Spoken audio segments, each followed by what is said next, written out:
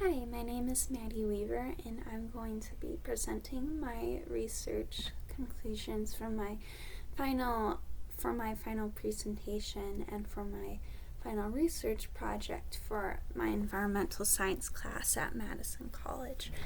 The topic that I chose to do was based around John Muir, who was a mountaineer, philosopher, scientist, environmentalist in the 1800s, and he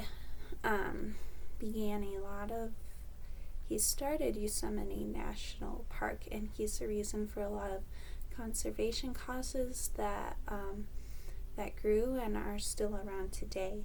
I wanted to base my research upon him because when we learned about him in class, I really connected with his beliefs and how passionate he was for nature and everything that he researched. Even more interesting that I found that we learned first off was that he came from Wisconsin, and as a young boy he lived here with his dad and his family, and he grew up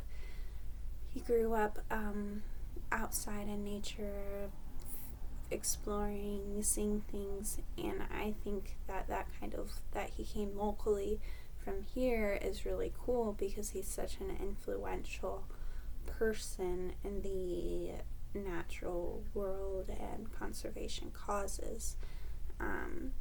So in my research paper, I first took a look at John Muir and his findings and what he did, and I started off with how he's from Wisconsin, and then went into how he helped Theodore Roosevelt and finding Yosemite National Park, his beliefs on how he grew up with a religious father and he kept his faith, but he kind of altered it to fit his beliefs with nature as well. So he was against the belief that everything on earth is made for mankind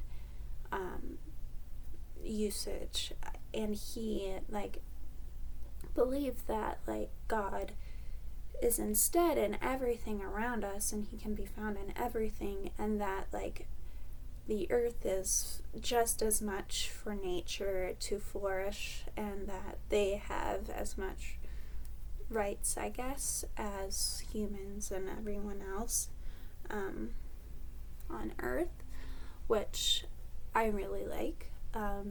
And so I talked about that, and I also talked about Pignol, which was another, I think that's how you pronounce it, Pignol, another conservationist during his time who also worked with Roosevelt, but he had a very different view that nature, the natural world, was in contrast mainly for the usage of mankind, and that we should use those resources for ourselves more. So I talked about that, and then I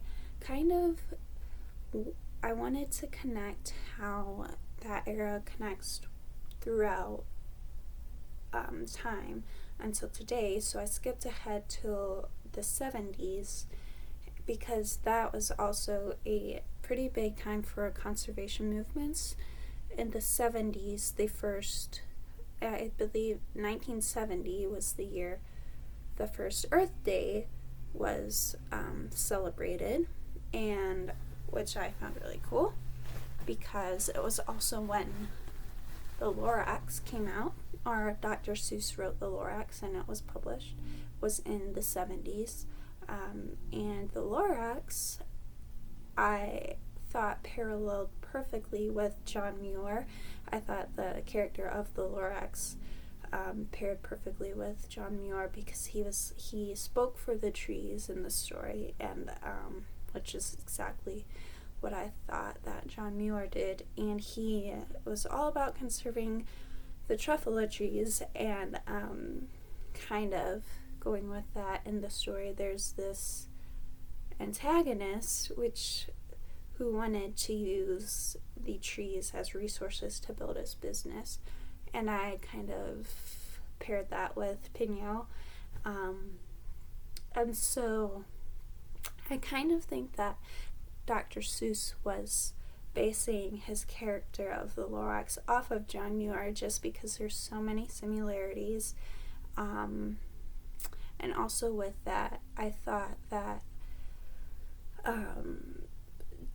Dr. Seuss's book, The Lorax, showed kind of how he's an environmentalist, and because in his stories he kind of has themes of a lot of different issues in his books for kids, even though they're for kids and kids might not understand that. He has a lot of themes that kind of go with what's happening in the world and what's important. And so I thought that, especially since the book was made in the 70s, that it was appropriate to the time and almost, well, I believe it was a tribute to John Muir and his era. And then in my essay, I kind of jumped ahead to Conservation Today, and I tried to focus mainly on conservation in Wisconsin and how John Muir's upbringings in Wisconsin, how they started, and how his conservation movements affected today in Wisconsin and, of course, all over the world. But something I found interesting is in Madison, there's an elementary school named off of John Muir called John Muir Elementary School, which shows his impact on today.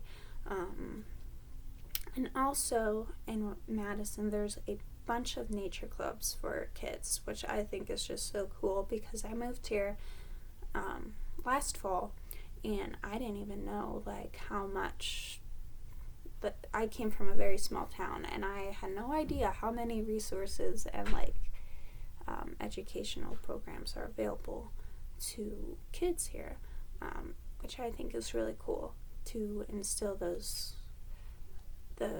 skills, because they teach many nature skills and conservation beliefs early in children. I think was cool. I also talked about other camps that are geared towards high schoolers in Wisconsin that are like about water conservations and are during weeks in the summer. Unfortunately, they won't be going on this summer due to COVID-19, but hopefully in the future they continue to flourish.